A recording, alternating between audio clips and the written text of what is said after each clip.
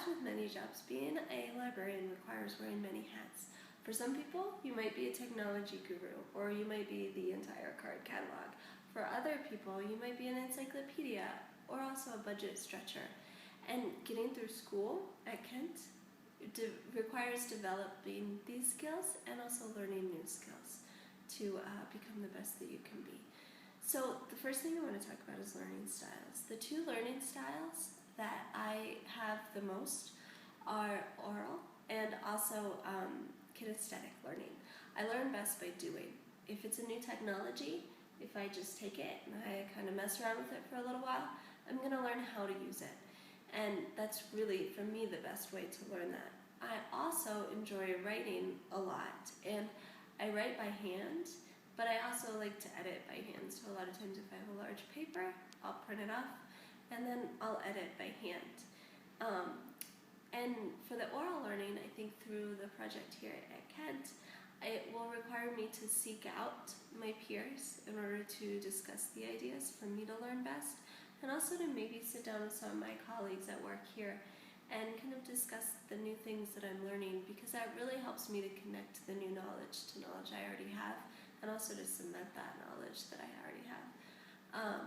And so the experiences that I think that I bring to the table to be a successful student and to be a successful librarian are, I already have 7 years of experience teaching high school English and middle school English, and I think that that will help me because I've already learned how to become a good problem solver. When technology breaks, which it seems to do frequently, I know how to either sit down and, go from scratch and do something completely low-tech, or how to fix it while still achieving the same goals that you have. And also, as a high school teacher, I value independent reading a lot. So my students, know to come to me if they need a book outside of school that they want to enjoy, and I feel like that's a strength that I have to be able to select a book for them. The other experience I have through teaching is also looking at the library media specialist at the high school where I taught in Ohio. She was fabulous.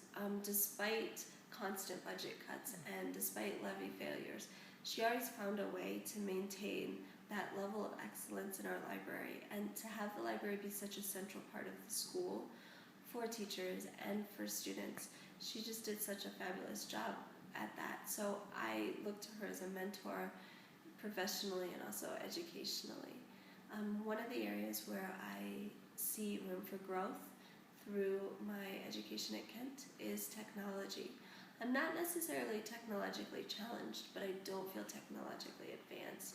So that's a place where I want to focus my classes, I want to focus my projects to learn more in technology and to keep growing in that way.